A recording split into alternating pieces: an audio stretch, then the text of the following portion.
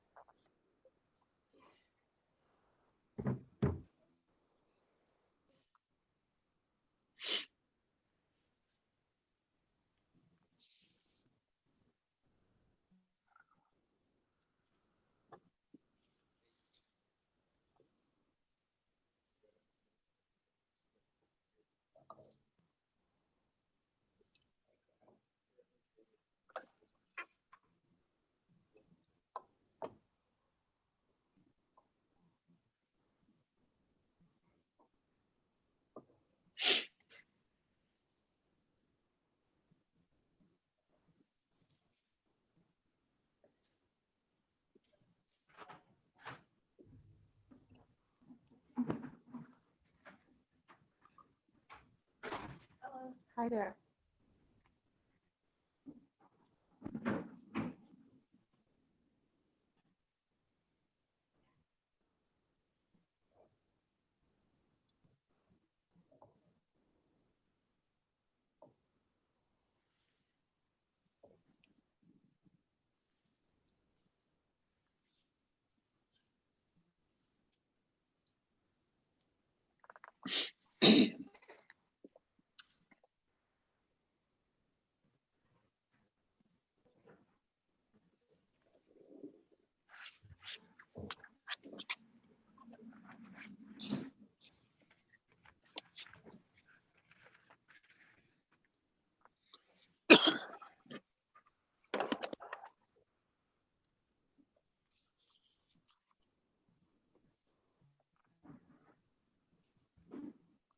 Okay, it is 6:30, so I'm going to call this meeting to order. We'll have roll call first. Mr. Lewis? Weber, Here. Nystrom, Here. Teben, Here. Pritchard, Here. Melhouse. Here. Okay, recognition of visitors. I am looking right now. I do not, we have no visitors in the audience here, and I do not see anyone on our live content, so we'll move on to consideration of the agenda. Mrs. Tripa, have there been any changes, modifications to the agenda? No, the agenda has not changed at all. Okay, I'll entertain a motion for approval of the agenda as printed. Move to approve the agenda as printed. Second. Okay, it's been moved by Mr. Pritchard, seconded by Mrs. Teben to approve the agenda as published. All those in favor say aye. Aye. Aye. Aye. Opposed, nay. Hearing from of delegations. Again, I see no one here. So we will move on to the routine business. Could I have a motion for the routine business? I move to accept the routine business except for a payment to Pritchard Brothers in the amount of $1,635.76. I Is there a second? Second. Okay, it's been moved by Ms. Stevens, seconded by Dr. Nystrom to approve the consent agenda with the removal of the Pritchard bill. Is there any further discussion or anything else anyone would like to withdraw from the consent agenda?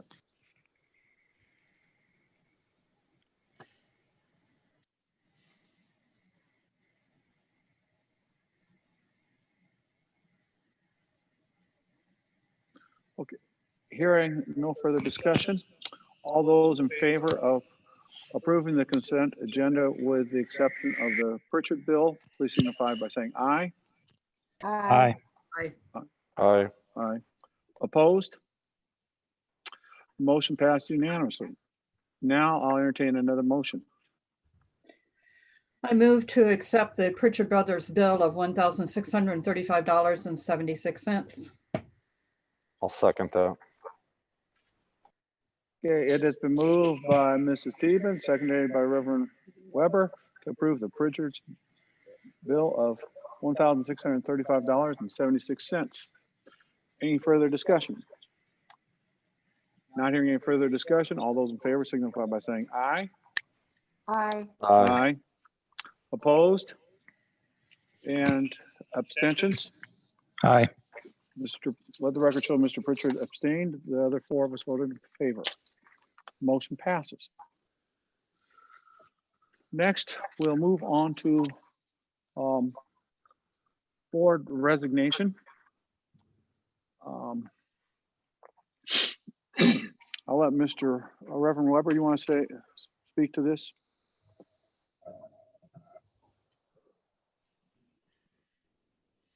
Yeah, so it was 2 weeks ago I announced my resignation. My family is moving to Ankeny. I accepted a job at Prairie Ridge Church in Ankeny, and we'll be moving on. We close on the 25th and move on the 26th. So,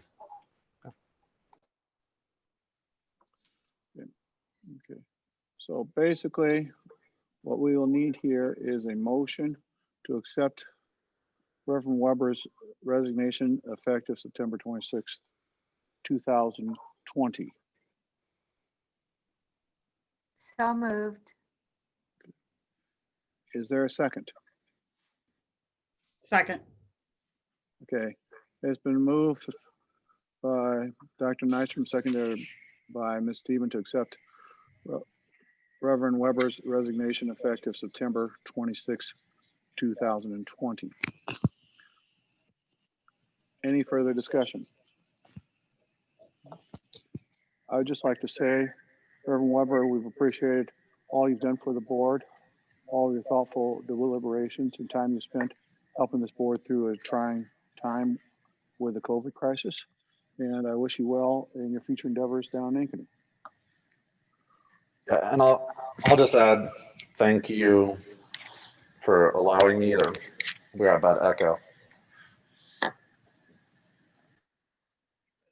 One of us was echoing bad there. I just want to say thank you for allowing me to be part of this, and just the time that I was able to spend on the board, just the learning that I was able to do through this process. So yeah, just thank you for everybody. Thank you, Joey. Good luck, Joey. Okay, now, hearing no further discussion, all those in favor of the motion, please signify by saying aye. Aye. Aye. Opposed, nay. The motion passes unanimously. Next is the board member appointment process. And we have a great problem, is that 2 weeks ago, we mentioned at our meeting that Reverend Weber was resigning. We said, if you're interested in fulfilling a seat, please contact the school administration or go to the website. And it is my understanding it closed today. And how many applicants do we have? 13. We've had 13 applicants for his position. This kind of leaves us in a little bit of a quandary as to what to do when you have 13 people. It's great to have so many people that are interested, but obviously we only have one seat. And so I've spoken with Mr. Hilliker, who'll be joining us later on from the Iowa State School Board Association, and Mr. Tripa, and what our plan is that all 13 applicants, they submitted an application and answered several questions. Those applications will be reviewed in the next couple of weeks by the board members. And hopefully at a meeting 2 weeks from tonight, about 7:30, hopefully we'll announce a final time and date. The board will meet briefly. To each board member will just say who their top 3 choices are. And we'll try to narrow it down to 3 people, and then have a meeting a week later to be able to visit with those 3 people and select one person to fulfill Reverend Weber's term.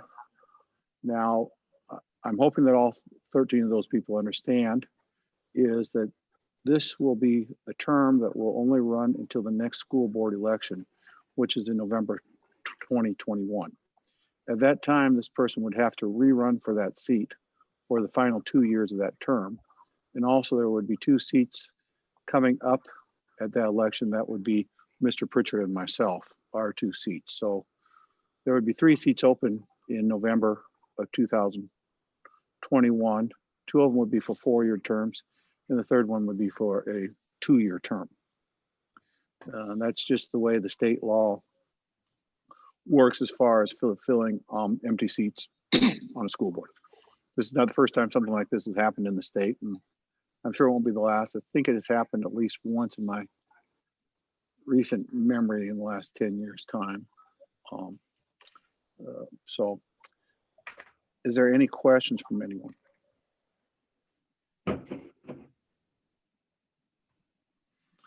Any comments from Julie, Ms. Struble? Just that I think it's a great problem to have, that we have so many interested parties in the school board. It is definitely, those of you that serve on the school board know the amount of time and deliberation that takes place. So to have so many community members willing to step up is a testament to the district. Yes, it's a nice problem to have, as opposed to having to call people and knock on doors and say, would you please, please, please serve on the school board? We need some person. This time we've just got the opposite, but the board will sort through this and come up with a decision here and be able to swear that person in by our next board meeting in October. So we have technically we have 30 days from the date of the effective date of Reverend Weber's resignation, which would be September 26th. So we'd have until October 26th, but my goal is to have someone sitting on the board for our next monthly meeting in October, second Monday in October. Okay. With that being said, next on the agenda is our school board goals. Let Ms. Tripa go over those. Okay, at our last board meeting, we did discuss the district goals or board goals that we were going to move forward with for the 2021 school year, and what we landed with were 3 goals. The first being student achievement, as that is the reason we are all here, is to make sure that we are able to educate our students to the highest levels.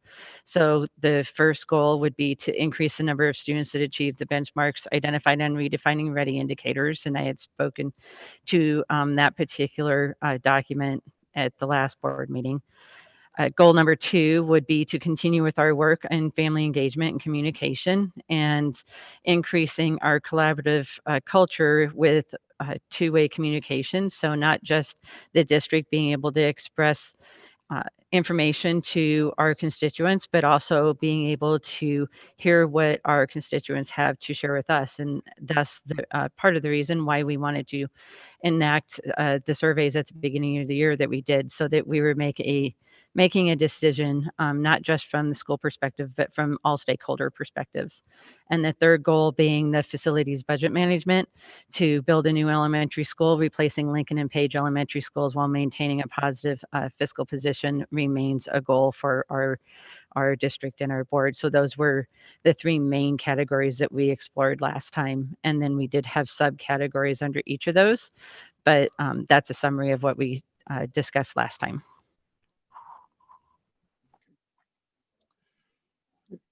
Board members, any further discussion on these goals? I believe the link is available on the agenda. For those of you listening at home, you go to our board agenda and go down to item 3-03, and there's a link there. If not, I'll entertain a motion for approval of the school district goals for the 2020-2021 school year.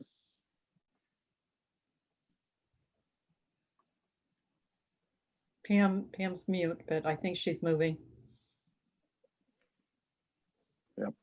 Sorry, I was muted.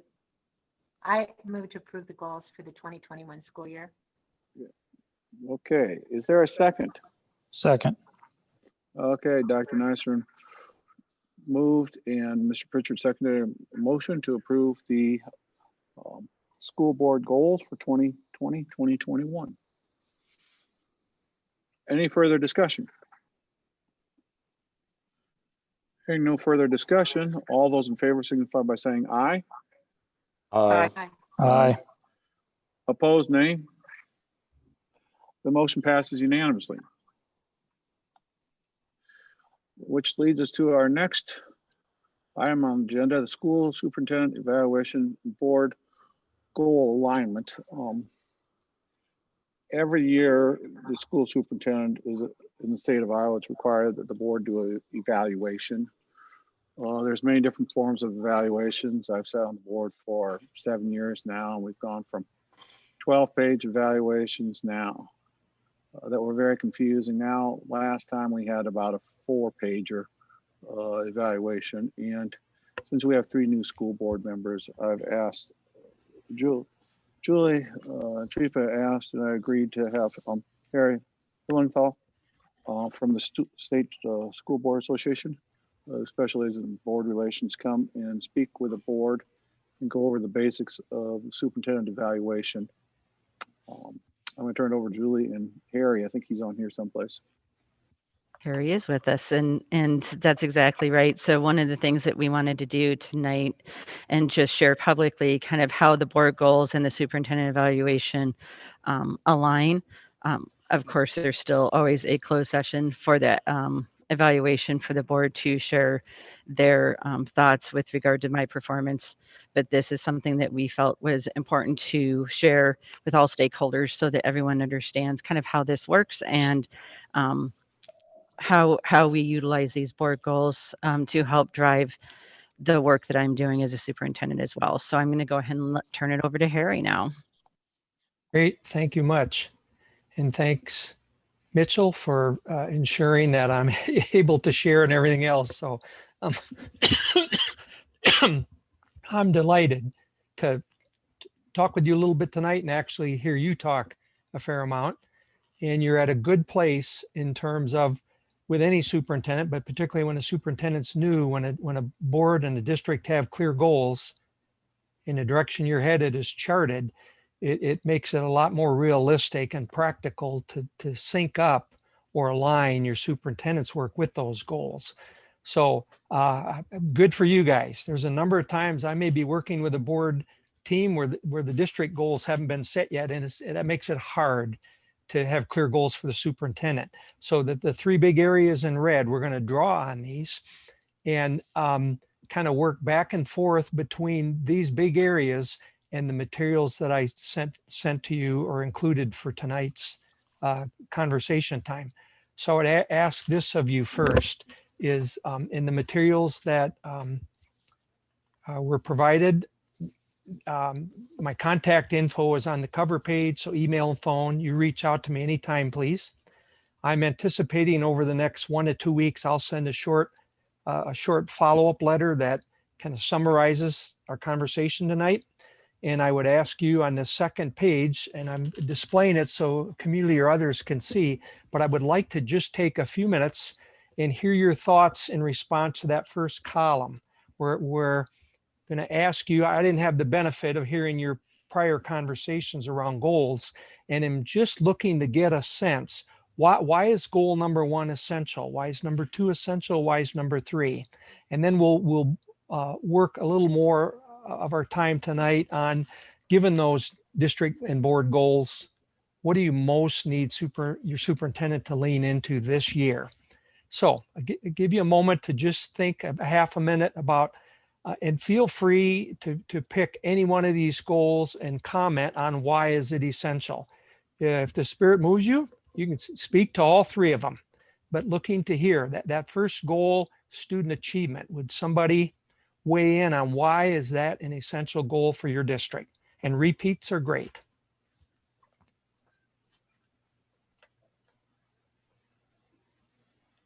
I think Julie summed it up well. That's why we're all here, to have successful students. I particularly was interested in Portrait of a Graduate because I think our high school programming has been going toward getting kids ready, from school to work, and what do we want that graduate to look like. And I think this is a great addition to all of that hard work that people are doing, because we'll have a more concrete idea of what it's going to look like to graduate from Boone High School. Thank you. And Board President Melhouse, I forgot to ask you, are we on first or last name basis? It makes no mind to me. I'll just have to work a little harder at last names. We can be on first name. Only reason I use last names is for the people who are listening in who might not know, but we can go first names. That's fine. Okay. All right. Thank you. Thanks, Pam. Somebody else want to comment on why goal 1 is essential, important for you as a district? I would mention that standards-based grading is brand new this year. And so a lot of education and training needs to be done with the staff. And so that's why that is a vital goal with an under student achievement. Nice, thank you. And you're only going to get as far with students as your staff is well prepared. So makes a ton of sense. Anyone else want to comment on that first goal before we would move to the second goal? I think real simply, if you're not successful at goal number 1, number 2 and 3 don't mean anything. Yeah, that's nice. That's why it's always our number 1 goal, because if we're not making kids successful or giving them the opportunities, then there's no reason to build a new elementary school. Nice. And just seeing the layout on your goals sheet where it's number 1 and off to the left, it's no secret here that it's number 1 for you guys. So tickled to see that. Anybody else? Last call for goal 1 before we would move to goal 2 and 3. I'll just comment 2 and 3 are questions number 2 and 3 across the top. Social emotional learning when it comes to COVID, and all this is going to be very dependent upon COVID. How long we can keep these kids in the classroom?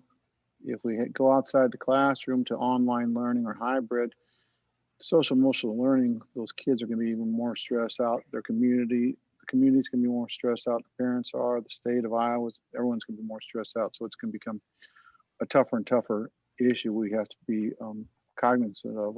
Ideally, we're able to keep everyone in the classroom as much as possible, but our neighbors to the west found out already that they've had to go to a hybrid model just a week and a half in because of too many kids having to be online. Good. Thank you. Critical. Thanks for kind of running right across the row, Brian. How about that second goal? And again, feel free, if I bypassed you too soon, you're welcome to circle back and say I have an afterthought about one of the previously mentioned goals or areas. Goal 2, family engagement and communication. Why is that essential for Boone Community Schools? I'll start and speak to that a little bit. I think from when we first started this process, and especially with like all the COVID surveys that we sent out, and as we've talked about the new schools, it's been very essential for us to be communicating often. We want to be a transparent board. We want to be a transparent school district. So we want to be having that on the goal so that we can make sure that we're putting that often in there, to be just reminding, like, we need to be communicating often, over the top sometimes. Yeah, and what can seem like a lot of communication on our part, if you're on the receiving end, it may not seem nearly as much. So appreciate your comments about over the top so that the word gets out. Thank you. Someone else, why is that community engagement and communication an essential and a critical goal? I think it's important to make sure we have timeliness in our communications, so that people aren't wondering, well, we haven't heard from the school yet. What's going on here? And I think Julie is very aware of the timeliness. She's already speaking to things that might or might not happen in the future. But I think timeliness is very important when you're talking about that family engagement. Thank you. Anyone else? Yeah, I'll just mention that I really do know that parents appreciate acknowledgement and being listened to. And I think that's very important. Yes. And even if you find yourself scratching your head wondering, why is Harry having us talk through this again? For some community members, this may be one of the earlier on or the first times to hear this conversation if they haven't heard prior board conversations about it.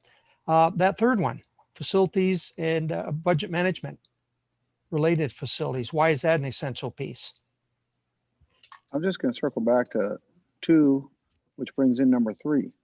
That is, the more we have communicated out in the last 6 to 12 months time, the more response we've gotten from the community, the more positive response we've gotten from the community. In fact, we got 13 people that are willing to take their time to serve on this board is indicative of that. The fact that we had over 2/3 of our students' parents respond to our last survey. When I first started on the board, if we did a survey, we got 300 people. We were happy with those numbers. So last time we had over 1,500. That's great.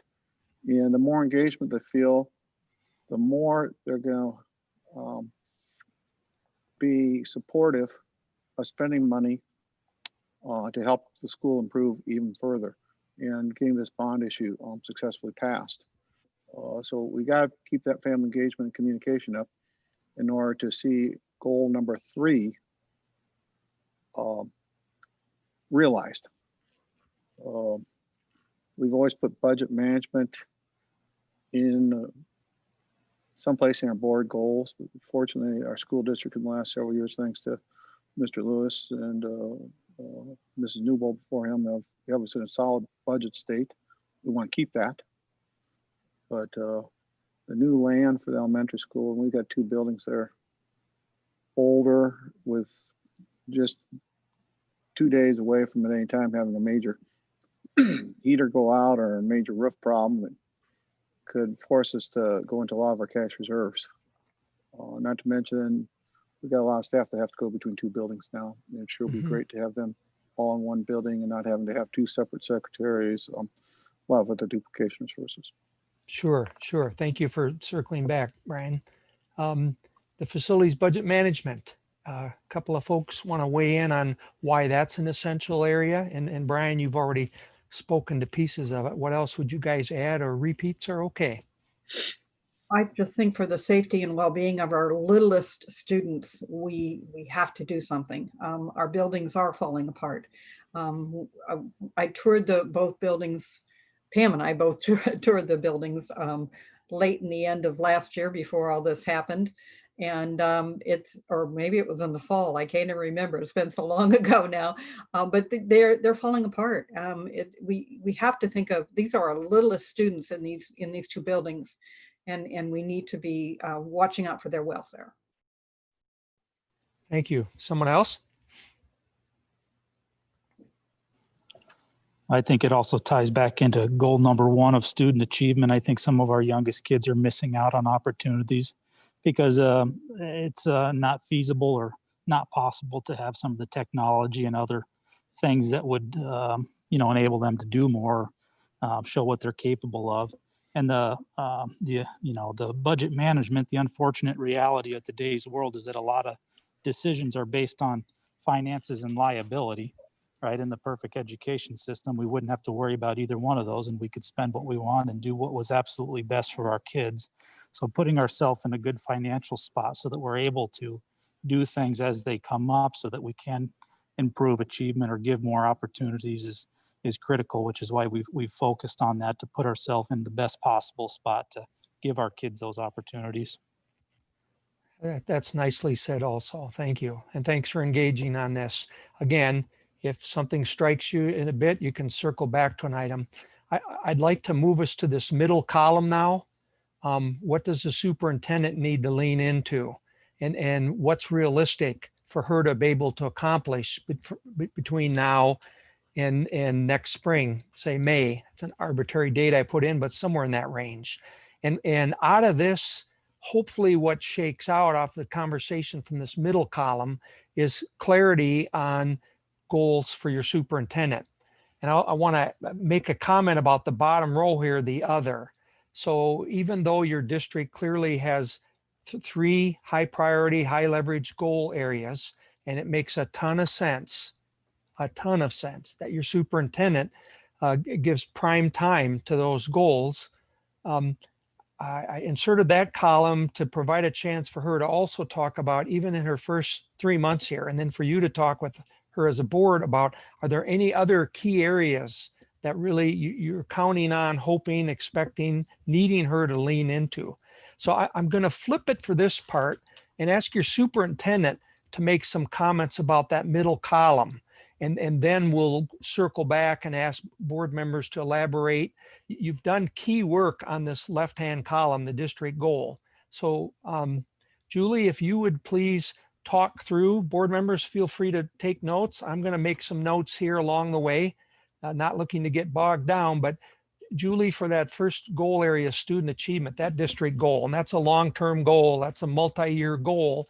But given that, what do you see that you probably as a superintendent will likely need to be leaning into most heavily to continue to move your district toward that goal? So I think for goal number one, the portrait of a graduate is the work that I need to lean into. That does encompass the other two components as well, but I think portrait of a graduate is more of a systemic viewpoint as well.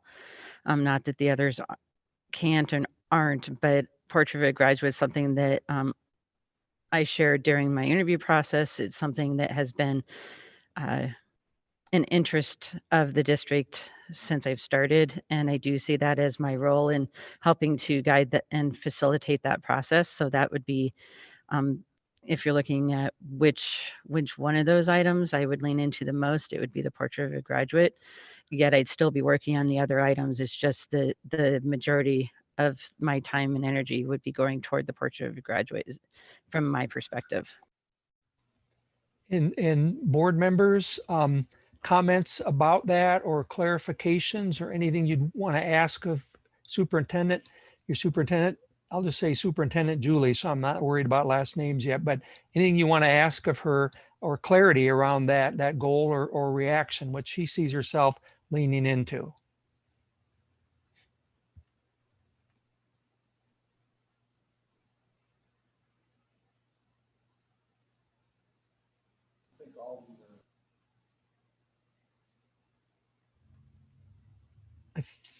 If somebody's speaking, might be muted, it sounds like. Anybody else? Sorry, I'm muted. It was me. No problem. I think each of these areas is in a different level right now. That is standards-based grading is something we've been working on, and we're pushing instituting fully in the high school this year, and getting up and running in the elementary and middle school. And so that project is maybe, shall we say, 50-70% done. Social emotional learning, that's going to be more of a year round, and that's more in the 2, 3, 5 year, and then the portrait of graduate, something that hopefully we'll be able to have fully developed by next summer, so we can move on forward. I think those are the ways the board has been looking at it so far. And given that would make sense, and that your superintendent's going to lead into that piece more heavily. It's got maybe a closer date to bringing it into order. Cool. Anyone else before we'd ask her to reflect on that second area and what that means for what she leans into? The only thing I would say is back on that standards-based grading. Yes, I agree. Portrait of a graduate is probably the main thing she should be leaning into. But standards-based grading, as I said, is new in some cases this year. So we need to know the comfort level of the faculty at some point too. Sorry, go ahead. No, please. I think I would probably maybe offer a different perspective in that my opinion would be that the majority of our time and effort should be focused on establishing some baseline social emotional health for our students, just because of the challenging and unique year that they have. I think portrait of a graduate is something that could potentially be stalled a year if that allowed us to invest more in the social emotional aspects of our students, just because of the challenges that we're predicting for this year. Mm-hmm. And one of the things, and that's part of the reason, thank you, you're ahead of the curveball here for the that third column, is anything you talk about, right, is subject to there's a lot of unknowns. Where are you a month from now, 3 months from now, 6 months from now? So very much appreciate that, given the state of the world and the country and the impact of COVID, et cetera, that it would be wise to continue to pay attention to that. And in the next activity, we're going to talk a little bit about ongoing conversations throughout the year about these goals and progress toward them. And that will provide you a good opportunity with your superintendent to be ongoing way talking about what needs adjustments. Julie, would you have any additional comments about that element and the times we're in now? I don't disagree that the social emotional learning is of the utmost importance, especially in the times of COVID-19. I guess when I was thinking of leaning into is the direct influence that I would have as a superintendent. I see the social emotional learning being something that would be probably enacted, and the day-to-day would probably lie on the shoulders of my administrative team more than myself. Not that I wouldn't still be facilitating and directing that, but I guess that's where my perspective was coming from with regard to what I was leaning into. When I think of leaning into, I think of my personal involvement. So that's kind of where I'm coming from. So that's what I find useful about a conversation like this, to make sure that we're all kind of looking at things in the same manner, so I know exactly where I should be putting my direct influence and direct work, which areas I need to be doing that in. Anyone else want to comment on that first goal area before we move to the second? I'd just like to add that I think, from what I have observed and listened to, and I find that Julie facilitates her leadership team well, and you know what happens at the buildings, I think she's well aware of and supportive of. Mm-hmm. And that marries up well with her prior comments about some of these areas are going to be touched more directly probably by the administrative team, and obviously she's, as you just said, she's working with and guiding and supporting their work on that as well. Thank you. Anyone else before we move to goal 2? Okay. Superintendent Julie, would you please speak to what you see yourself likely needing to lean into around that family engagement and communication?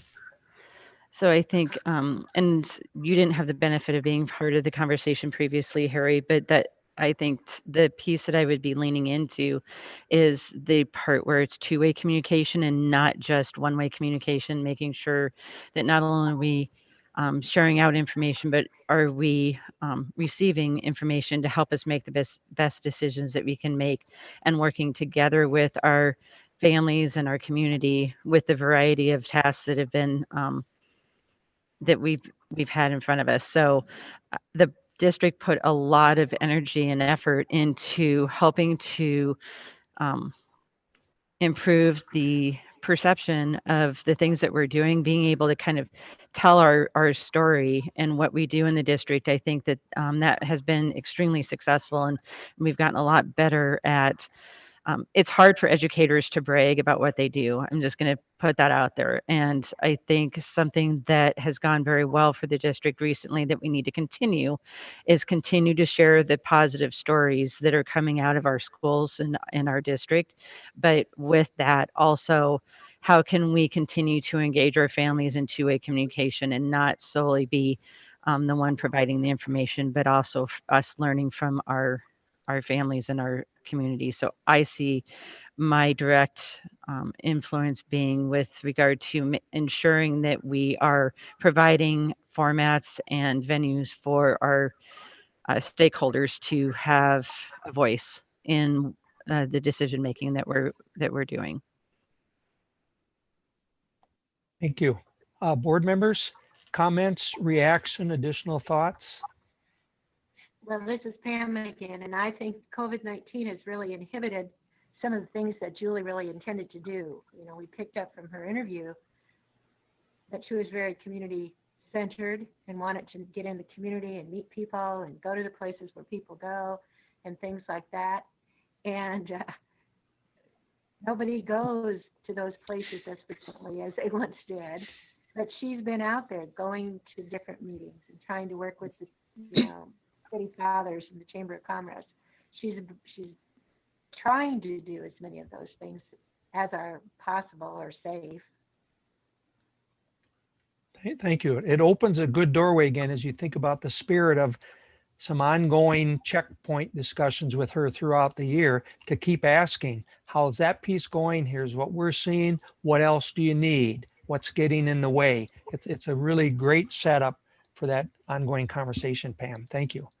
Other board members.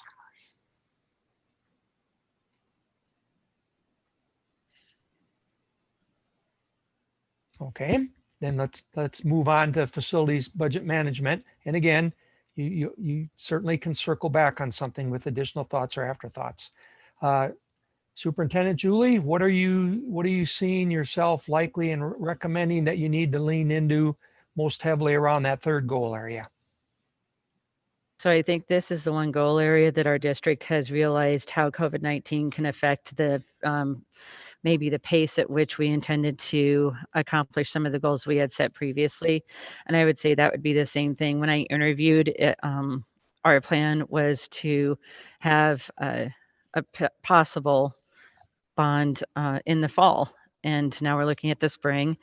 So I do think it's part of my role goes along with that community engagement and helping to educate our stakeholders in understanding why there's a need for a new elementary building and why it's essential. It's not a want, it's an actual need.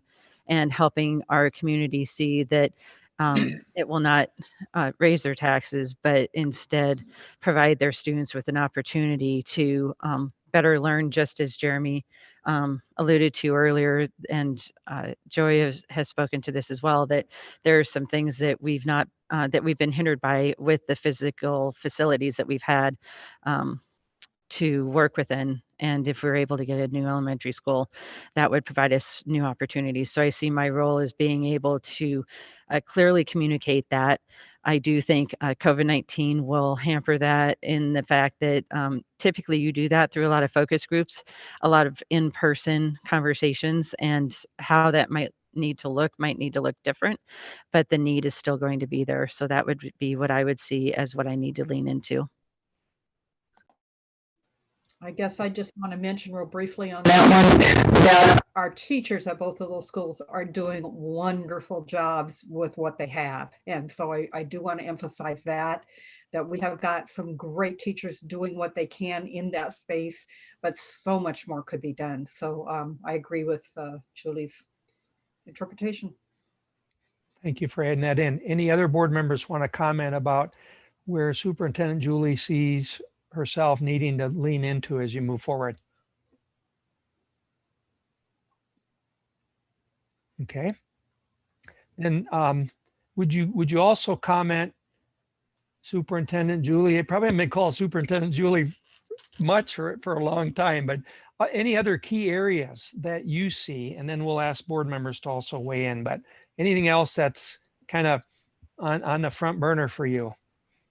An area that's on the front burner for me is special education.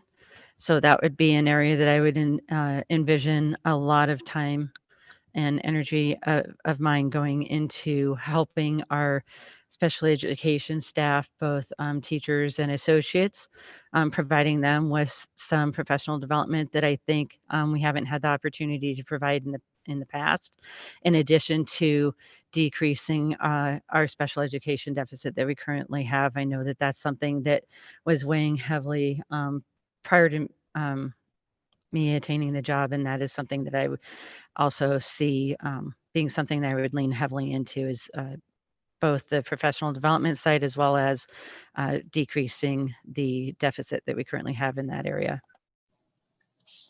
Okay, thank you. Same format. Board members, comments, reactions, additional thoughts about those two areas of parts of special ed that she commented on or sees herself needing to lean into. I think that when we interviewed Julie, that her expertise in the special ed area came through loud and clear, and is something we were very excited about. I think that may be why that area didn't make it onto our goal list, because we knew that it was a personal area of expertise for her, and regardless of what the goals were, it was going to be a priority for her personally to push us in the right direction in that. So that's something I'm excited to see what happens this year also. Cool. Any other board members? Thanks Yeah, for acknowledging that. I think Jeremy summed it up quite well. You know, that expertise in the area of special ed was what we were looking for, and he stated it well. Mhm. I would add one more thing. Because of COVID-19, I think career and technical education is kind of taking a little bit of a hit. We focus on the general education programs, and so maybe not this year, but for next year, we need to, see what we can do to grow those programs and to help our students in those areas. Again, And yeah, thanks for wording that. Was that Pat? I can't see everybody on my screen right now. Yeah, thank you for wording it that way. It opens one of the neat parts. If you're in my shoes and you see some long-term goals like this, good. I said earlier, good for you. You also have the flexibility because these are long-term goals. Then you just next summer or as part of Julie's evaluation process in the spring or early summer next year, you just revisit and have the same conversation. Okay, to keep us, are these three big goal areas still the right things? And you revisit the second column. What does Julie need to lean into next year that will continue to help you move forward in your journey?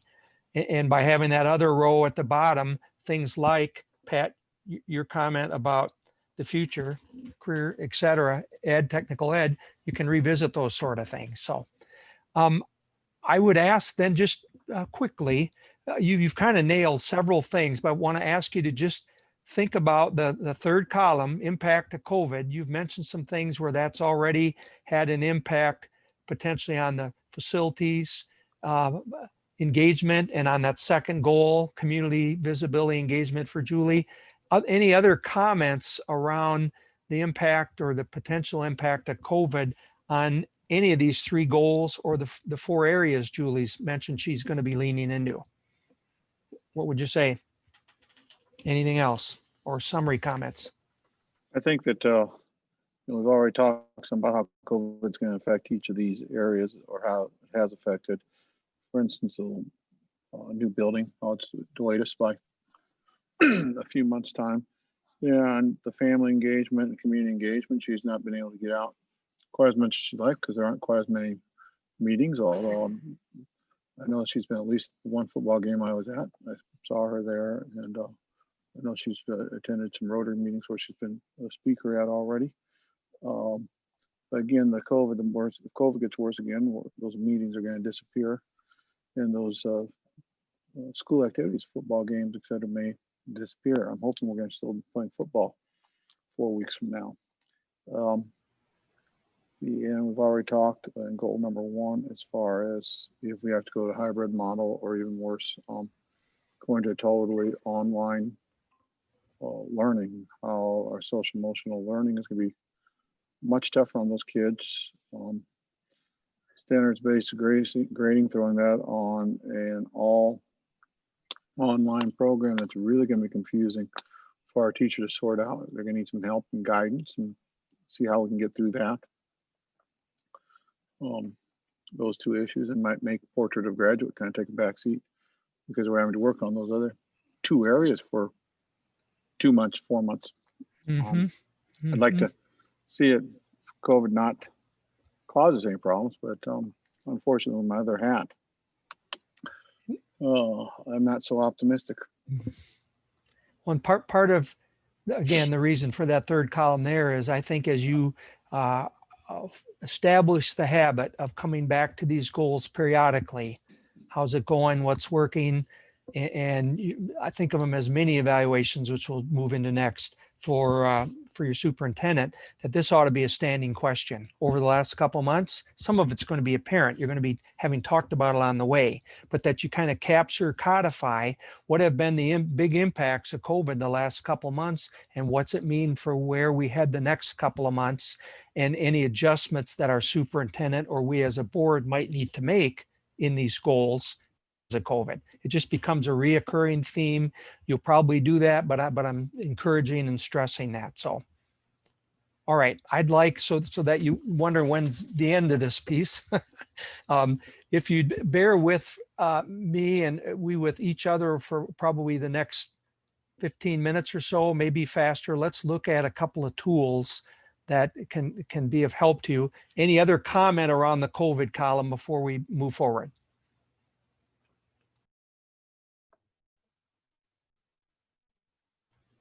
Okay, we'll slide forward. So next page, excuse me, next page in your materials, click too fast.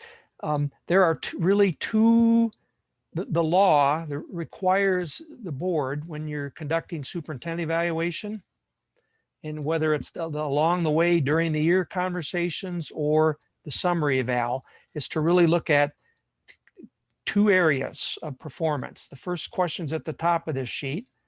How's the superintendent progressing in relation to these standards? And then the bottom question, how's the superintendent progressing in relation to her goals? And sometimes my heart goes out to boards and soups because it's easy to kind of fall into a trap and treat those as two silos. And I'd like to ask you to think about your district goals in the areas that Superintendent Julie just mentioned she's going to lean into, and lay those beside these standards for a minute. And let's quickly, we'll be able to knock off the overlap really quickly. So what might be most helpful to you board members is if you have your goals sheet open on your laptop, and I'll leave this one up on the screen. And I just want to ask you, when you, these text boxes are what I call board friendly everyday language, what each of these 6 standards mean.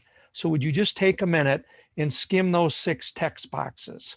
You'll hear me mention the name Carroll. Carroll District worked with me about 2-3 years ago, and their work and some other boards led to the text boxes. Let's get this in everyday friendly language. So just skim those 6 text boxes.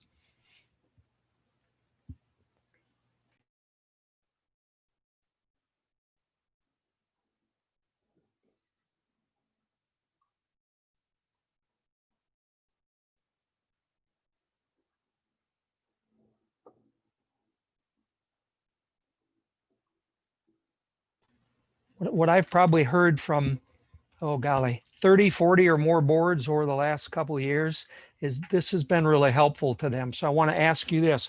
When you think about your first district goal, student achievement, and in particular, while Superintendent Julie's going to be working with administrators across all 3 areas, but also heavily and directly involved in the portrait of a graduate, which one or two of these text boxes or standards do you see that first goal most tightly aligning with? What would you say? I'm looking for a call out. Standard 1, standard 2. What do you think?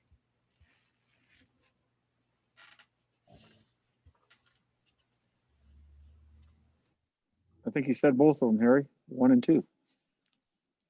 Well, that'll teach me, won't it? That makes sense by the rest of you overall? Yes. I see the portrait especially aligning with 1 and just leaning into that student achievement goal. So just make a mental note or jot to yourself a note that standards 1 and 2, our first goal, our first district goal, syncs up with that really well, pretty tightly. How about your second goal, family engagement and communication? Which one or more of the standards syncs up pretty well with that?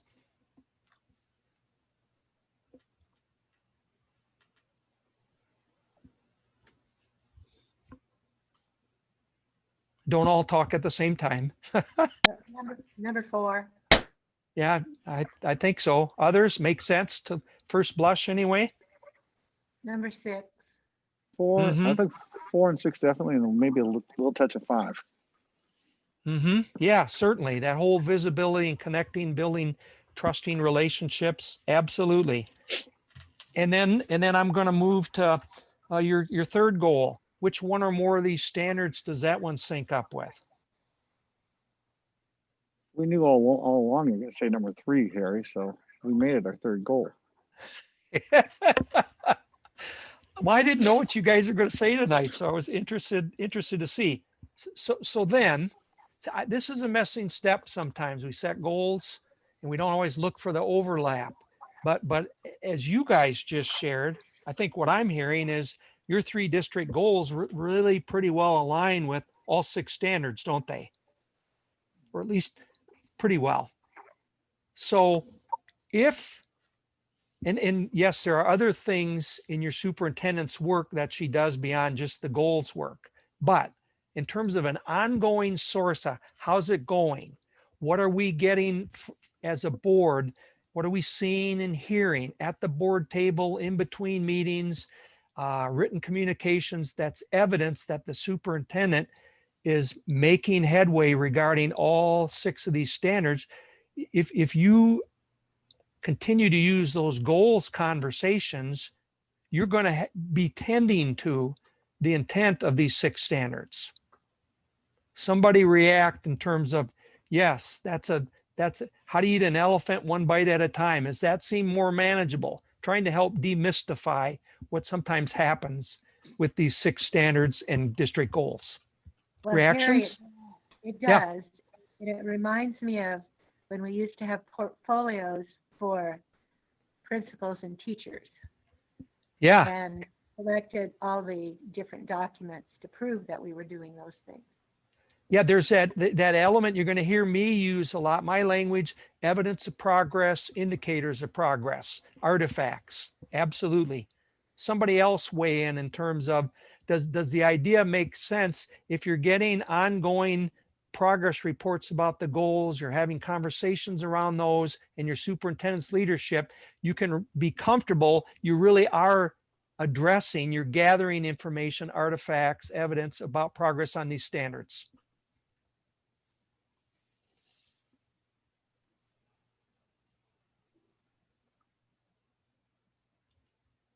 Reactions. And Julia, superintendent, does that make sense? How might that be helpful to you? Yes, for sure. Having the overlap is important. I think that I'll just cut to it a little bit, Harry, is that Jeremy will recall our old board the last couple of years, we used, you mentioned the Carroll plan earlier. And that's what we did the last couple of years was using the Carroll plan of evaluation, which basically we took I think at the time we had 4 board goals as opposed to 3, and then put what would be evidence of satisfactory and exemplary and unsatisfactory improvement. We'll put those in single word statements. And then every time we met, we were able to circle where were we on those? Were we in the needs improvement? Were we in the adequate, or were you in the exceptional? And that way, when we did those 4, we were still covering all 6 standards by the state, from the state requires us. And if you look here, we can, my thought would be to perhaps structure our goals 1, 2, and our board goals 1, 2, and 3, knowing that we're at with goal number 1, if we see improvement in those areas, we're covering standards 1 and 2. We've got board goal number 2, if we see improvements in those areas, we're covering 4, 5, and 6, and then 3 is covering 3. Now, we can do both, and at the same time, have an idea of how we're progressing through our board goals throughout the year, at the same time as working through the superintendent's goals. Spot on, exactly, yes. Beautiful. That is kind of what I have been thinking about all along here. And I think Harry, you've done a very good job of bringing us to prove or to show what I was eventually thinking about was doing something like that, so we can cover the goals. We'll put them into language that we all understand, as opposed to reading through this right hand of the standard one, an educational develop or promote. When we used to do that one, half the board would put things that they thought were great or bad in standard 1, whereas some other people would talk about the same things that be down in standard 4. And it became very confusing. And so that's why we went the last couple of years to the Carroll model, Yeah. and found it a lot less confusing because everyone was talking about the same thing at the same time, because we had a better idea which each of those goals objectives were. Well, and that's nicely stated. And I'm delighted to hear that, Brian. And I would just circle back and go, the right-hand column, that's stuff that the language in there reminds me probably when Julie was in grad school to get her superintendent certification. That's what the language looks like. But board members don't talk that way. Your community members don't talk that way. It doesn't make sense. So if you were scratching your head 30 minutes ago going, why is this guy painstakingly walking us through the goals? I have just found when we do that, this conversation and syncing them up with the text boxes just happens in a minute and a half, like you guys did. We can make this less complicated than we've made it in the past. We, not you guys. I'm saying the state, our office, others. So good. Anybody else comments? I want to show you one last quick tool and we'll wrap this up. Any other comments about the overlap here?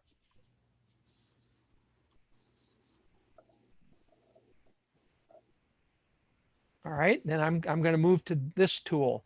And Board President Brian and Superintendent Julie, you let me know if you want to, or if that's coming later, or you want to do a quick peek right before we wrap up and maybe one page of that modified instrument from Carroll. But here's a suggestion. In getting ready, in planning for tonight, Board President Brian, Superintendent Julie, and I did a conference call last week. And we just talked through the big areas. What are we hoping to accomplish tonight? And Brian, your thinking was incredibly helpful as I figured out what should we lean into tonight for my planning. And one of the things that Board President Brian mentioned is that you had some conversation around the idea of maybe every other month or quarterly, something more than once a year, doing what I call quick checkpoint performances or mini evaluations. You could have the whole blown instrument in front of you, but you also could do something as simple as this. You could have this one-pager sheet. You could have your district goals in front of you, have this page in front of you, and I'll send you some notes about the areas Superintendent Julie mentioned she'd lean into. And it would be doable in a 20, 30-minute conversation. That's what I hear from board teams. The law allows you to go into closed session and you have the conversation with the goals in front of you and the progress reports you've been getting along the way. And you just have some conversation. And after you warmed up and talked for a while, somebody, board president, board secretary, somebody captures the big notes. What progress and strength and how do we feel about that our superintendent has made over the last 2-3 months in relation to these goals and the standards. And then area 2, you have the conversation. Is there anything that needs more time and attention? Could have been impacted by COVID, could be something else that comes up. Be as specific as you can. And number 3, you have this conversation.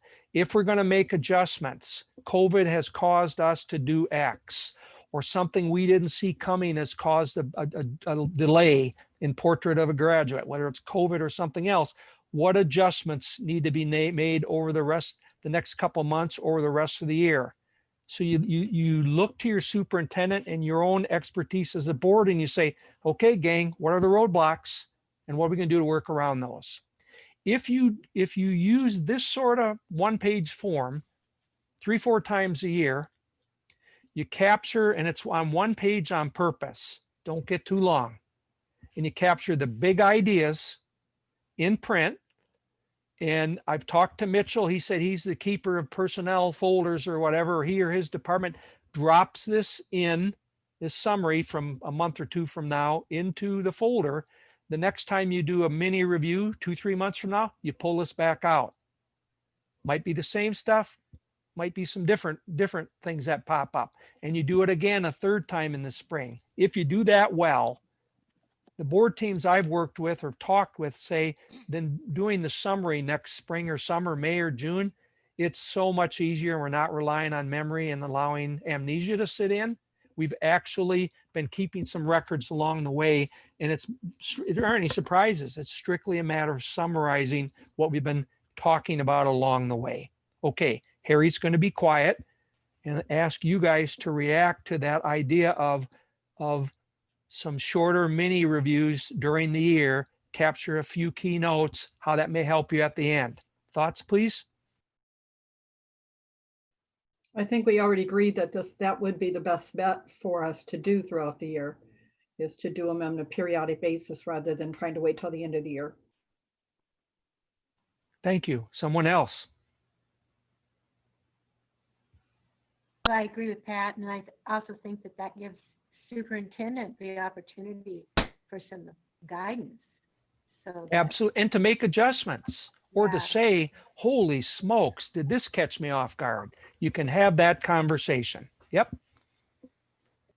And I think between the prior page with the goals right beside it in your district goals and something like this is a short one pager, that puts you in good shape for these mini reviews. Then when you get to a summary sheet and Brian or Julie, do you want to now or later pop up one page of that instrument that you guys have been using from Carol that you adapted? And I have a copy I can pull up if you want that Mitchell had sent to me. I don't have it ready. You want me to pull her up here for a minute? Yeah, real Yeah, quick. just pull. Okay, sure. So the front part is your, why we use this. Here at the bottom are the 4 kind of ratings.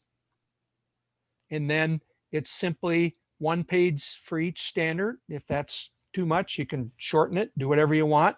But the idea is that those indicators of progress that your superintendent, what I see SUPs do across the state is they take first run at filling in some of those key indicators, what we would use, share that with you as a board ahead of time, and then you monitor, and it gives you a chance, like tonight, the lean into conversation. It gives you a chance to speak into, what about this? Could that also be an indicator? And you can hammer that out. And then this is for the summary, the end of the year piece, that up at the top, you would select a 1, 2, 3, or a 4. And then here's the big one for you at the bottom, comments. Because anybody can pick a number, but it's only going to be as helpful as, why did I give the rating a 3 or a 4 or a 2 or a 1? And you would list something in there. Okay, I have dry mouth. You've been great listeners, but you engaged real well the first 2/3, and then I talked a bunch here. Summary comments or thoughts. Again, the intent was in 45 minutes or a little longer to kind of revisit the tools, have you think about your goals, your superintendent's goals, and kind of paint a picture so you'd be in good shape to move forward as a whole board, new board members and all, as you work the feedback, how it's going, and the evaluation process this year. Overarching comments or thoughts?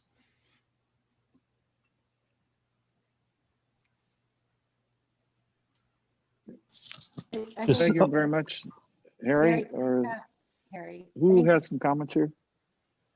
I'm just saying it's clear and concise and should be very usable. Great. Anyone else? I was just going to say thanks. This would have been very helpful to me a couple of years ago. I think it's a great way to start. Some clear expectations and a process that we can all follow and be on the same page about. So thank you very much. Sure. And you guys will do a good job with it this year. So come election time, a year from November, should there be any, you're going to have at least one new board member this fall, but should there be any others, you've established a habit or a pattern and leave the next board in a better spot than you were before. Mm-hmm. Harry, I went to a meeting in Ames put on by IASB, and I think you went over this at that time, and it was clear then, but this is even clearer now. Thank you. Oh, yes. Thank you, Pat. I'm working on voice recognition. Julie, from superintendent's perspective, any observations or thoughts you have? And then we'll be done here. I just appreciate the conversation because it's very easy to think you're working on the work that you're supposed to be doing, and then find out later that maybe that wasn't what the intent was. So I think having those open conversations is crucial for both parties, both the board and myself. So I look forward to being able to utilize these tools. This would have been helpful in previous situations. That clarity provides for better work too. So hopefully it'll get us off to the right start. I would ask a 1 to 2 minute favor of you. Mitchell, do you have that link, or were you able to have sent that out? It's in their email right now. Here's what I'd ask of you. Here's the reality. If a board says, yep, we'll fill out this 1 minute feedback sheet at the end of tonight's meeting, most of the time I'm lucky if I get half of them back. So if you could take 1 or 2 minutes, it won't take any longer than that, I promise you, and fill out a quick feedback right now. It'll run through SurveyMonkey. I'll get a chance to peek tomorrow at what was most helpful, what wasn't, and that'll help me as I write a quick summary letter, so you've got something tangible in hand that reflects tonight's conversation. So if you could do that right now. And Superintendent Julie and Brian, I'll work with Julie on some of the language. I was writing notes fast and furious, but she can help be my double check here what I missed, so you have something tangible in hand within the next week or two. Okay. Thank you so much for your time. Joey, good luck in your new situation, and thanks for taking a minute to fill us out now. I'll mute myself, and after you've had a minute or two to do this, I'll disconnect, and thanks again.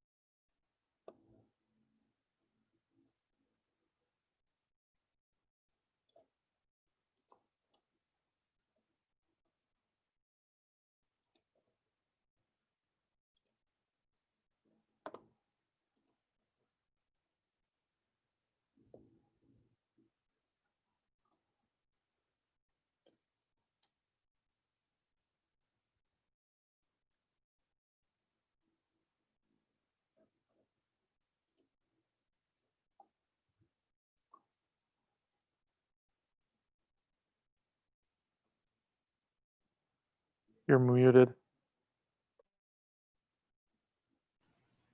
On purpose, I'm muted. Thank you.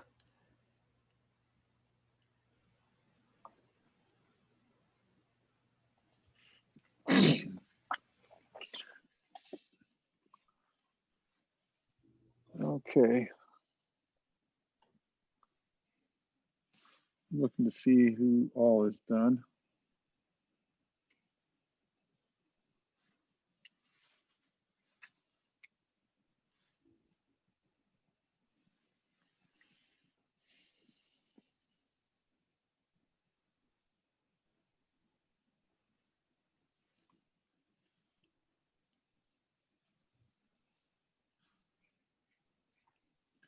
Good.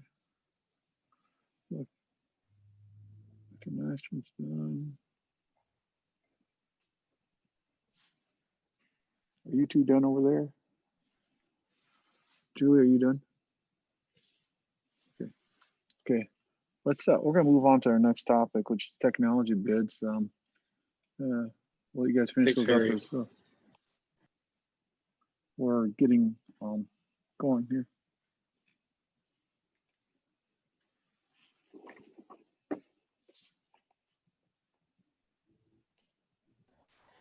Okay, so we sent RFPs out to several vendors. We have those listed in your board notes. The one that we received back was from SHI, and we had asked for both Chromebooks and duets for the little ones. So that bid came back at $243,600. and I would recommend approval. The funds that would pay for this would include ESSER, GER, and SAVE funds.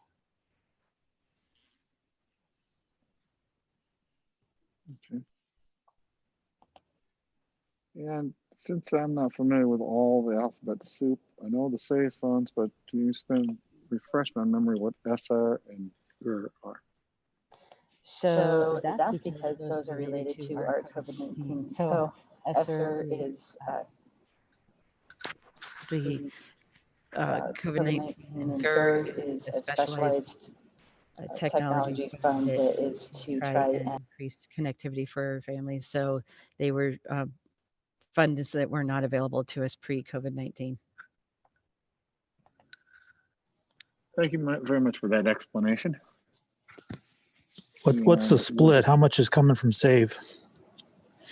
We're looking at doing 50,000 for right now. If we have to change that down the way we can. Right now we have a little over 5 million in the account in SAVE. So we have enough to help us with this project. So really with the additional funding that's available, it's kind of a no-brainer to do it with the minimal impact on our SAVE fund. Yes, for sure. And we have also talked about how to make sure this becomes part of our routine renewals. The last thing we'd want to do is have a one-time purchase and not be able to continue with that technology. And so Bob, Mitch, and I have had conversations about how we would be able to incorporate that into our budget as well. Any further discussion on this item? What is the time frame for us to get all these computers and tablets? Well, hopefully we'll get them soon. On the bid, it said to allow 6 to 8 weeks, depending on where they're at and how soon we can get them. So hopefully within 8 weeks. Okay. Good questions. Any further questions? Yes, Yep. will these be replacing some of the old things that Bob has gotten out to students already, the older technology? Yes. Yep. So this will go in, I believe, Page and Lincoln and Franklin, right? Yes. Yes. Okay. Okay. There's no further discussion. I'll entertain a motion to approve this technology bids for SHI for a bid of $243,600.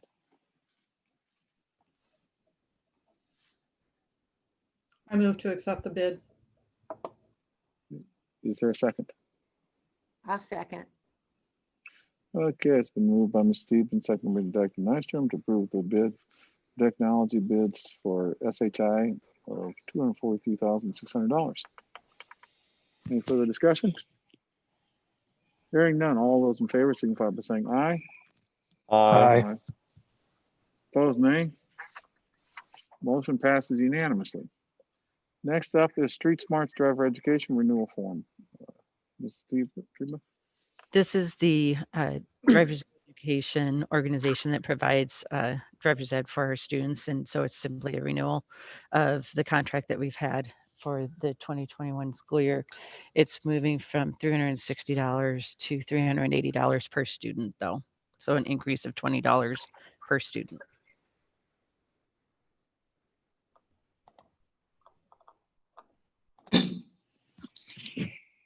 I find it interesting that the gas price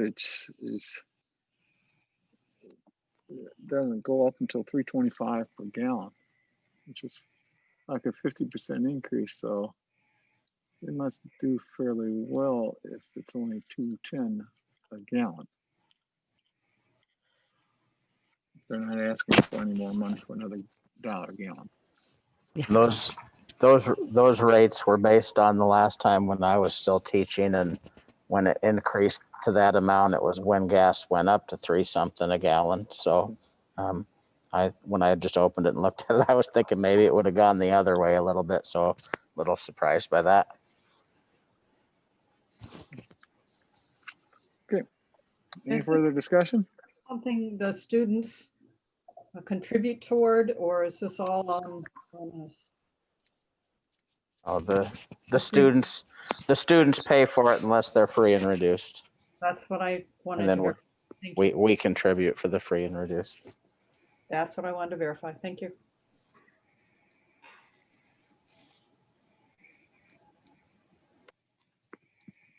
How much does the district?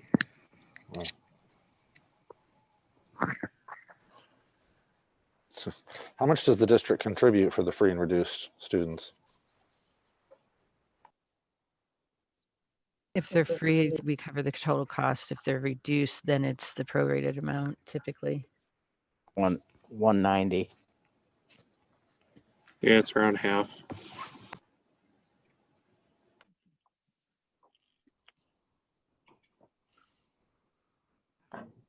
Okay, do I have a motion for the approval of the contract with Street Smarts Driver's Education?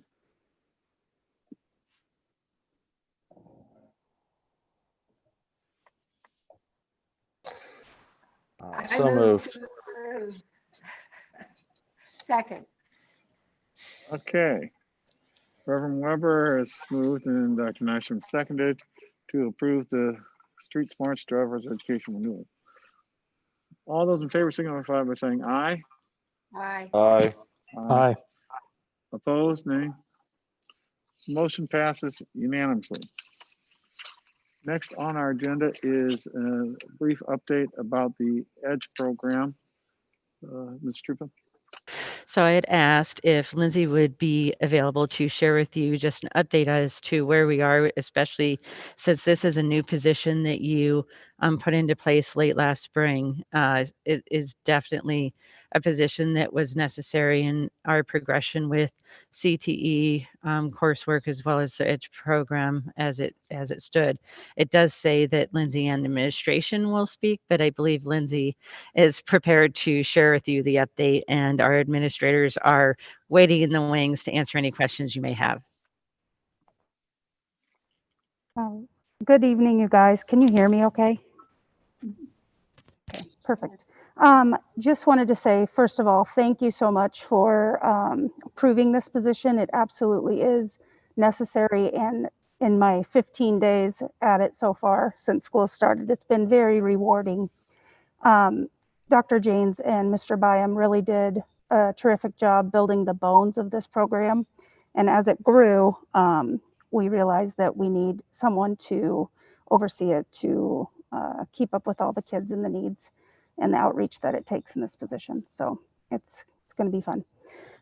One thing over the summer we did is network with a bunch of other communities that are implementing programs such as this, and many of them are starting from scratch. So we are very blessed that we have a program that's already built and does have so much inclusiveness for so many students already. Many programs are built around one area, and ours really picks up a lot of various students, and that is very important to us moving forward. One thing I wanted to tell you guys is it's great to hear me talk, but I know you want to see student examples and hear from them. So I will be sharing a quarterly update with you all on what our students are doing, sending pictures, getting testimonials, etc. So you should be seeing that come through in the future. We have 5 levels of EDGE. The two levels, Adventure with EBCE and Alliance with IJAG, we're already up and running pretty well.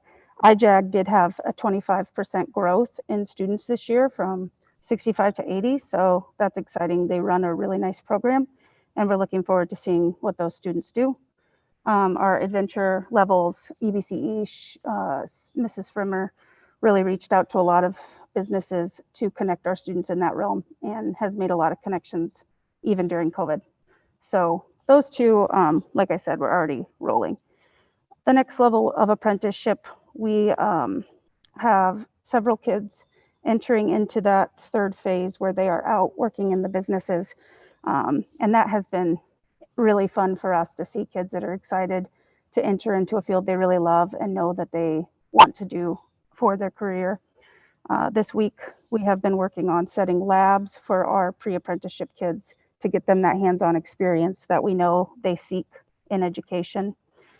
this area, we're really looking to recruit and use our counseling resources. As we know, there are many students out there that seek this kind of career, and we just need to give them the pathway to be successful with that.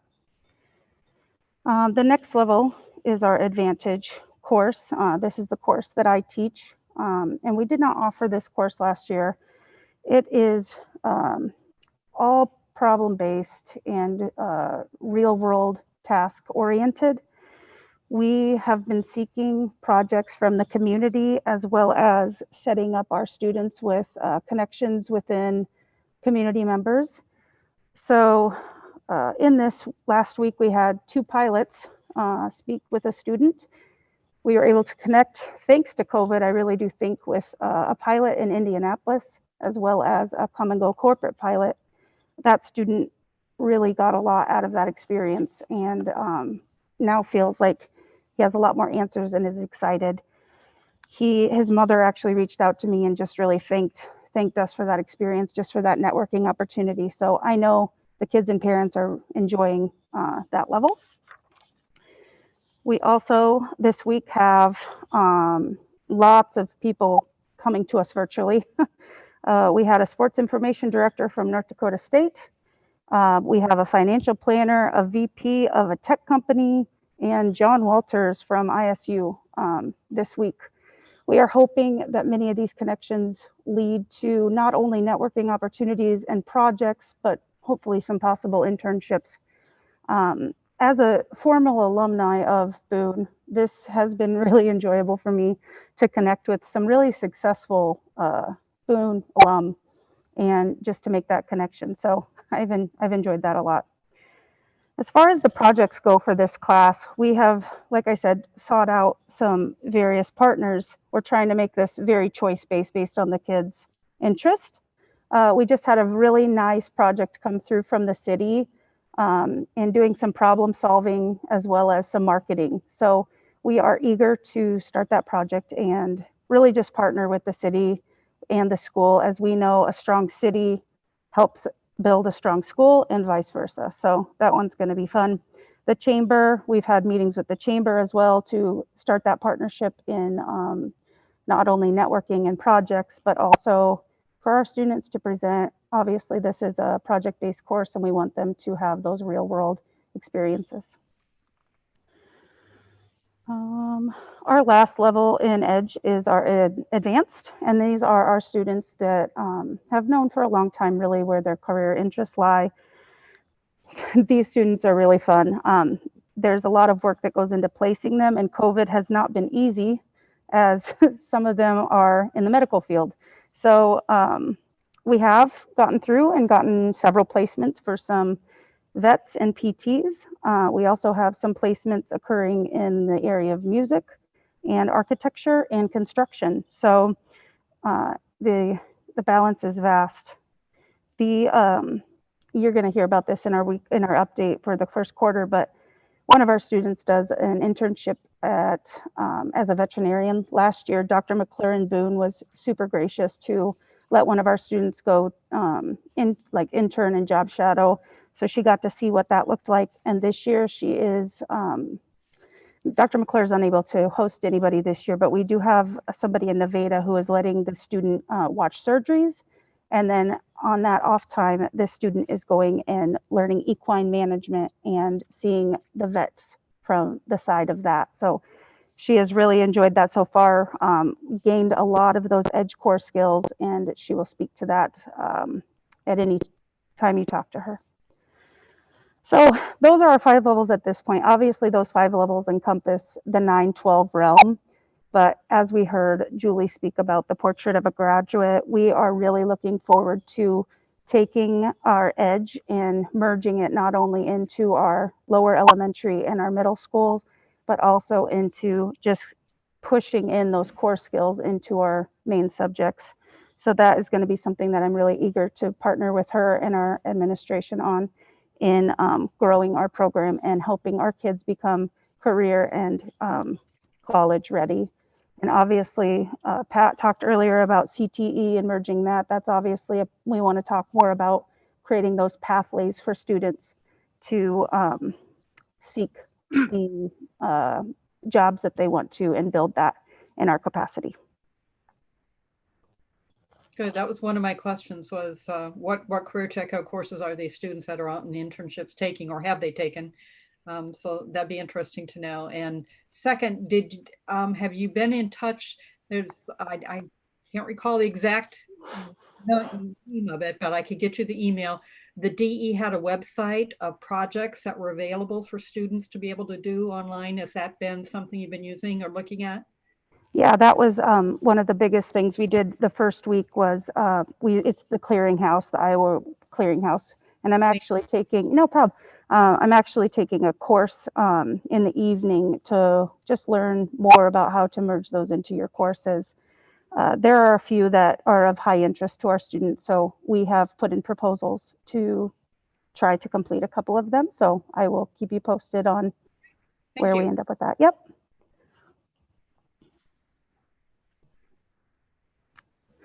And Pat, I think your question earlier about the pathways, the students that are in the vet pathway very much are taking science and are in a lot of DMAC classes.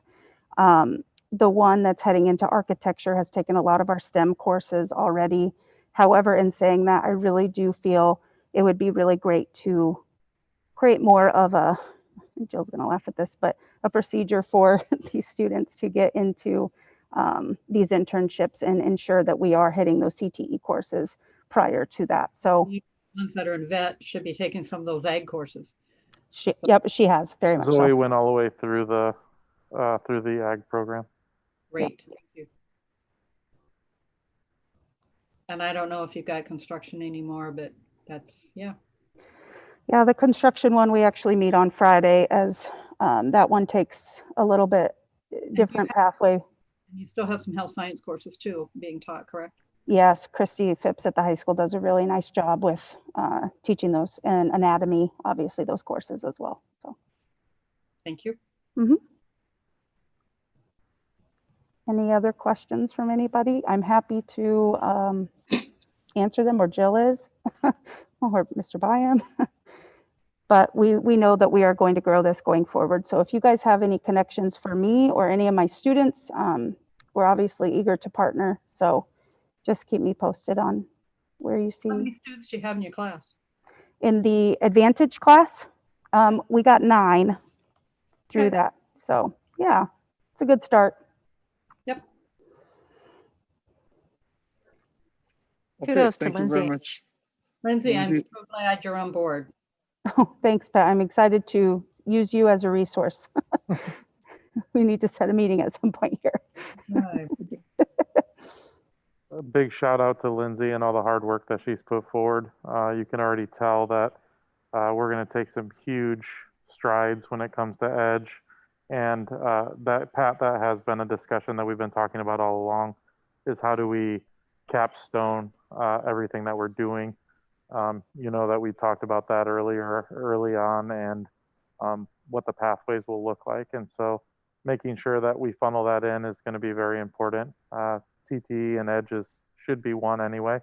And also incorporating the core classes, you know, for somebody that might be into literature or something like that, also looking at things a little bit differently. Exactly. Thank you, Lindsay, for all that you're doing. Thank you, guys. Thank you very much, Lindsay, for coming tonight and giving us this presentation. Any other comments from the board members? One thing, Lindsay, I'm sure that you've talked to ABC for your apprenticeship students.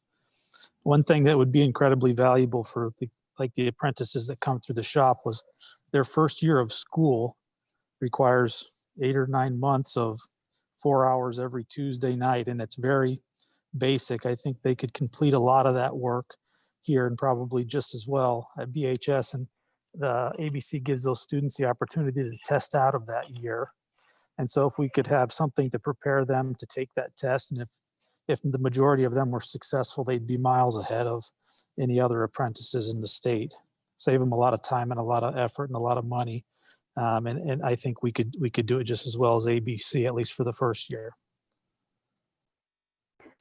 Yes, that's really good advice. I know we have been just learning about that apprenticeship. And, you know, COVID with ABC has kind of put them on a back burner, but that is for sure an inquiry we will make. So good suggestion, Jeremy.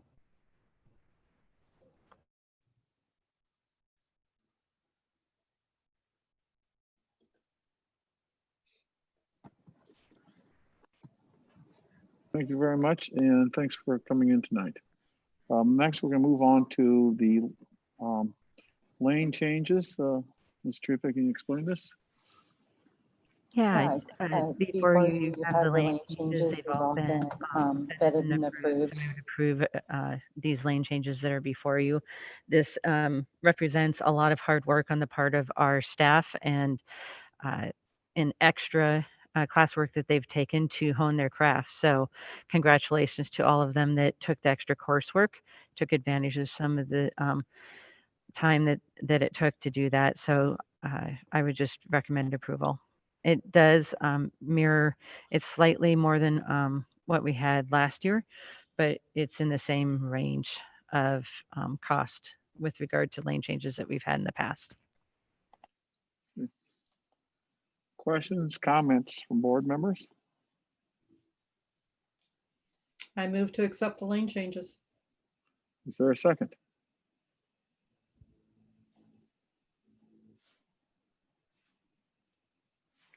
Second. I thought I was alone up here tonight. It's moved by Mrs. Stephen and seconded by Mr. Pritchard to approve the lane changes. Hearing no further discussion, all those in favor say aye. Aye. Aye. Opposed, nay. The motion passes unanimously. Next is our special education delivery plan. Mr. So if you had a moment to peruse the special ed delivery plan, you'll notice that it still has Dr. Menard's name on it, and that is because this is the plan that was developed last year. With COVID, I don't believe that the board had an opportunity to formally approve the plan, so that's why it's before you tonight. I did make sure that we have been able to validate that we have met the legal requirements of the special education plan that's required in the state, in addition to attaining the area education agency's approval of the plan as well. I would also share with you that I would anticipate coming to you with some changes. I know in speaking with staff, there are some components of the delivery plan that they would like to speak to further, have more conversation and discussion to fine tune some of the portions of the plan that were implemented or at least put into writing last year. So I am recommending approval of the plan with the caveat that this is a living, breathing document, and it is meant to be consistently revised and improved upon. Even if COVID had not happened, I don't ever want us to have a plan that we check off and put on the shelf for 5 years until it's time to redo. So I just would let you know that you will be hearing more about this plan as the year progresses, but I recommend approval of the plan that was developed last year.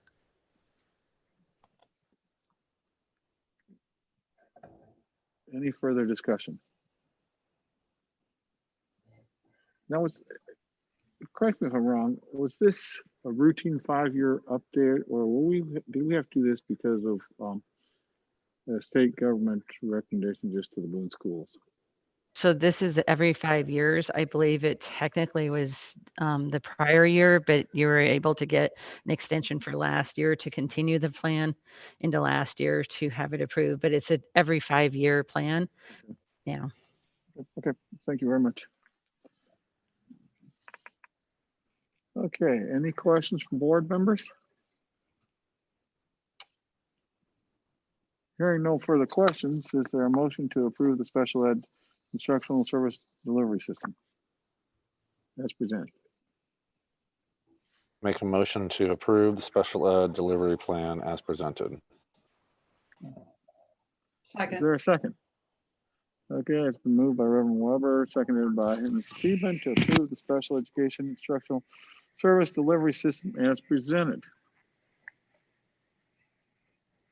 All those in favor signify by saying aye. Aye. Opposed? Nay? Motion unanimously passes. Next is the proclamation of the legendary teacher day. Ms. Trifa? So this is something that I wanted to bring to you as a potential resolution from the board. 6 years ago, there is an individual who kind of started this. It's an effort to celebrate teachers that dedicate their lives to students. And I think every single one of us, both on the stage and those of you participating in this meeting, can speak to a teacher that made a difference, a positive difference in your life. So it's just a way to share the value of our teachers. September 24th of 2020 will be the next Legendary Teachers Day. The proclamation simply would state that we would be encouraging the entire community on that day to take time and contact the legendary teacher of your life, or do a shout out on social media, or maybe contact a loved one if your legendary teacher has passed, just to honor the work that they do on a daily basis. And so it's just a way to celebrate teachers. And I thought it would be a great way to put that in the forefront. I think COVID-19 has done that to some degree. I think we all appreciate teachers that much more than what we already did, but this is another way to highlight the value that they bring to each and every one of us. Okay. Thank you very much. Is there any discussion on this resolution? Hearing no further discussion, is there a motion to approve the legendary teacher day So moved. proposal? Okay. So moved, Brian. Okay, it's been moved. Is there a second? Second. Okay, moved by Dr. Nystrom, seconded by Mr. Pritchard to approve the resolution for Legendary Teacher Day. All those in favor signify by saying aye. Aye. Aye. Opposed, nay. Motion passes unanimously. Next up is the board standing committees. Mr. So we have 4 standing committees that we approve every year. We do have a process to ensure that there is a sort of term limit for each of these, and we have taken that in consideration, contacted potential new members to each of these committees, and have attained commitment to be a part of these committees for those that are on here. I believe the Public Relations Committee, I just want to make sure that's the one. We did not have a copy of that one in the. Yeah. You don't have a copy of that one? Zoe and I are on that one. Yeah. There was one that I'm thinking of that I know still needed, that still needed a board appointment, and I'm trying to remember which one. Which one is it? It's going to be the public relations one. Is That's it? the one that I Okay. was on. That's the one. Oh, there it is. BCSD board member. I knew we needed that. So that would be the only vacancy that I would want you to make sure you pay attention to as you look to approve these committees, is we do need a board member to take that Okay. slot on the Public Relations Committee. I'd suggest we defer that until we discover who our new board member would be. I'm And I fine. think, I'm not sure if you put on the materials review committee, the board president, I had to approve someone, and person been doing it for several years is unable to, so I called Jan Westrom, Mhm. who's a retired teacher. I had my position as school board president in the past, and she's graciously accepted that appointment for that committee. So in essence, then we would have those that are laid out in front of you with the vacancy that will remain until we have the board member, new board member join us, and we can make that addition at that time. But otherwise, we have the committees laid out before you for approval. I do see Jeremy on 2 different committees. Do you want to continue to be on both of those committees, SIAC and CTE? That's all I have. Yeah, but I don't mind being on those 2 committees. Okay, thanks.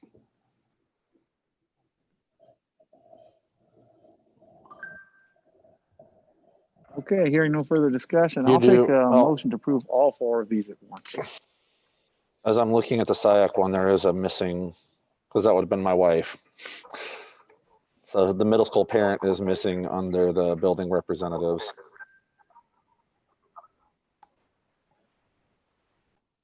Which one? So I thought we had one for that, but I will look into Really? that. That person, We did. I don't think Yeah, Yeah, we've got 2 That middle per- school representatives on that. We've got 2 high school, Jen Peter and Emily Chapman, and then middle school is Elisa Weisbrod and Jeff Dighton. and that was, she called today. It isn't going to be able to do it. So we're going to have to get somebody else to replace Lisa. Lisa, okay. Okay. Stand corrected.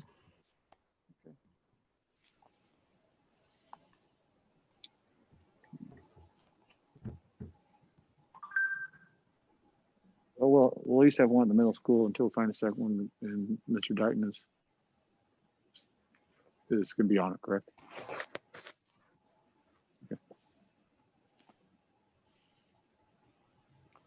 Okay. Now, I will again entertain a motion for approval of these 4 committees as presented with the modifications.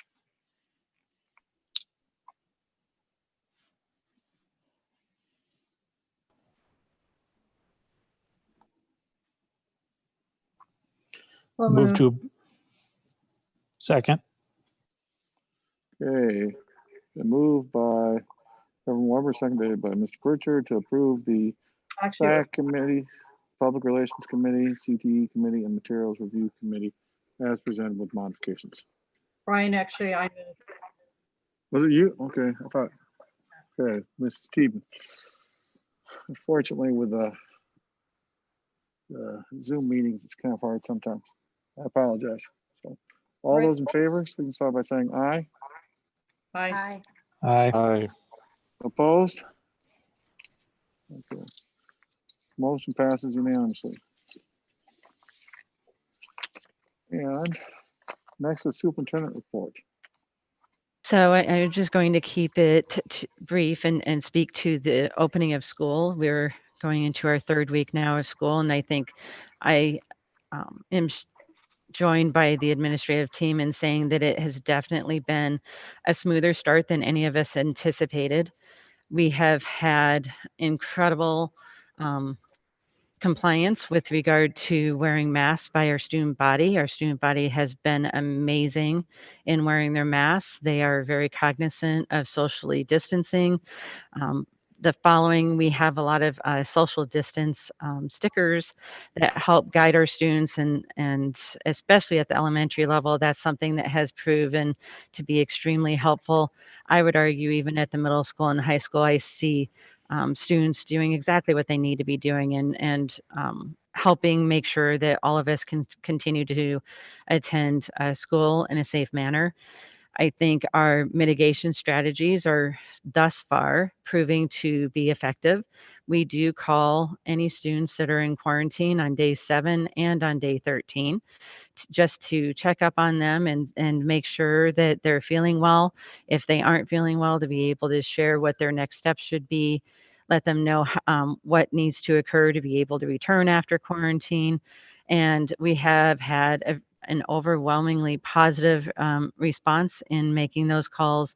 Our students that have had to quarantine have remained healthy, and our families have been extremely understanding under difficult circumstances. That is not a call that you want to hear, whether it be from a family member or a community member or from the school, to learn that your child needs to quarantine for 14 days. And they have been very gracious and understanding of the situation. Our teachers, again, we cannot say enough for our teaching staff in their ability to be flexible, to adapt to new and different situations. I'm very, very proud of the fact that we have mitigation strategies in place in this district that I haven't heard other districts have, with regard everything from our air purifiers to our barriers that extend beyond the table, not just on the table like most districts, but we have them where they extend beyond to help provide a safer environment for our students.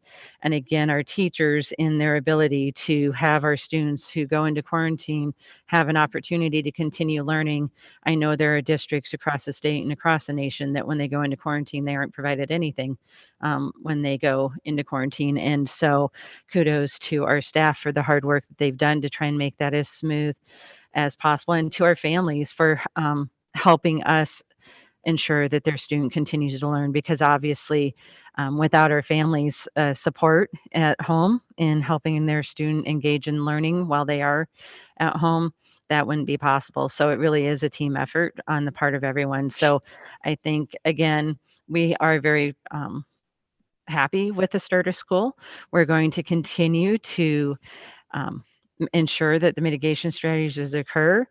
If you are not already aware, those of you watching, our district does put our district metrics up on a daily basis. So currently today we are at 1.21% district positivity rate. That would be anyone who had a positive test, both staff and students, as well as the anyone who may be in quarantine with symptoms.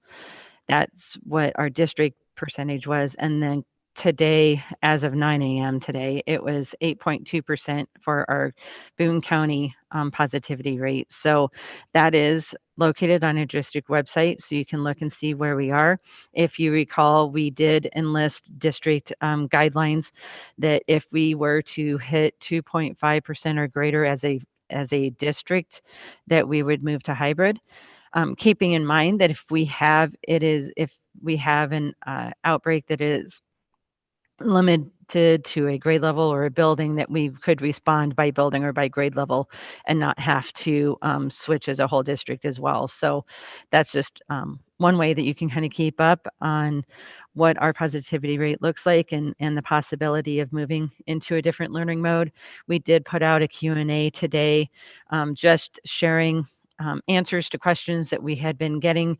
We had, from the very beginning of our Return to Learn plan, shared with families that they should be planning for a change in learning, just in case, kind of things to think about that we had asked our families to do. And as they were working through some of those possibilities, they were asking some questions. So we hope that our Q&A provided some answers to some of those questions. I'm going to reiterate that we are not moving to a different mode of learning at this time, but that Q&A is there to serve for your planning needs, and every family has a different situation to look at. So we want to work together to try and make, again, if we have to go into a different learning mode, make that transition as smooth as possible. If we do need to do that, I would just remind everyone that that's on a 2-week basis. So we would move into that learning mode for 2 weeks, reevaluate, and we may need to remain there or be able to come back on site. So we will make the decision based on the data that we have available to us. So that's just a little update on how the beginning of the school year has gone. I hope that all of the board members have heard some positive stories. I've had the opportunity to be in several of the buildings throughout these last couple of weeks, and I can't tell you how happy the kids are to be in school. They like being there. They may not want to admit it, but they do like being there. And it shows in the behaviors that we're seeing. They're very engaged in the learning. When I've been in the buildings, I was able to be in Middle and Franklin today, and this is week 3, and they're still very engaged in the learning. So again, hats off to all of our staff because they're making it happen, and hats off to our families for supporting us in ensuring their students can continue to learn both on site and online. Our online families have been fantastic as well, and they have been hearing from our staff and asking for feedback also. And again, the response has been largely positive and appreciative of all the work that our staff has put into helping ensure that their students can learn when they're online as well. Okay, thank you very much. Any questions for Ms. Tripa? I know there's been some positive cases as expected, but I'm wondering Are there any cases that have been a result of spread through the school, or are they cases that have come in from outside of school and we've quarantined kids as a precaution? As of today, I am not aware of any positive cases have occurred as a result of a spread within the school. They have all been a result of outside of this school setting. Well, that's great to hear, and a testament to our mitigation strategies. And just quickly, if people want to see mitigation compliance, they should drive through the Page school drop off or pickup. Seeing 4-year-olds standing 6 feet apart, every single one of them wearing masks, is really impressive. And shout out to Scott from 2 different people. I heard positive things about the middle school drop off and pickup, which I've never heard once ever anything positive about that. So whatever you're doing, good job there.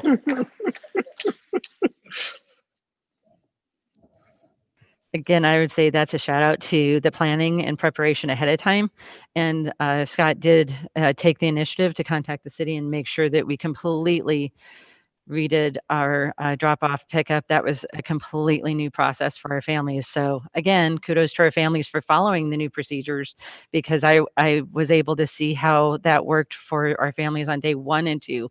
So if there's ever going to be a problem, you'd think it'd be then, right? But it was extremely smooth. So again, kudos to our administrative team and our staff for making it all happen. Okay, thank you very much. I would just like to point one thing out at the end tonight.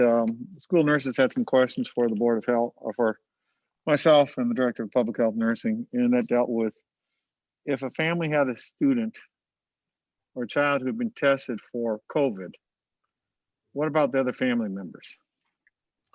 And the physicians in the community met today. And our recommendation is that if you have a family of 4 people, and let's say family member number 4 has upper respiratory symptoms and goes to their primary care physician or to the walk-in clinic, the respiratory clinic, and gets tested for COVID. Until that test result on family member number 4 comes back, the other 3 family members should basically consider themselves in quarantine too. All 4 of them should probably be staying home as if they are quarantined. So if 3 and 4 are both students, student 3 needs to stay home as well as student 4. And then students 1 or family members 1 and 2 also should be staying home. If they're an essential worker, they should go to their job and come straight home, but not be milling around at other places. Call in your order to Hy-Vee for your groceries or to Fairway for your groceries, pick it up with minimal contact until you get that test result back. Even if family member number 3 or number 4 is feeling great, 2 days later, until that test result comes back, please do not send them back to school. We need to have that negative test result before that entire family comes back.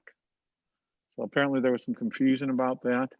So I just wanted to make sure that was clarified tonight. And that is what the instructions will be to everyone coming through the facilities in Boone County. And I believe it's similar policy at the farm. With that said, we are done with our regular meeting. We have a couple of closed sessions to go through. So I will adjourn at this time, and we will turn off the public. I just checked the live chat earlier. There was no comments.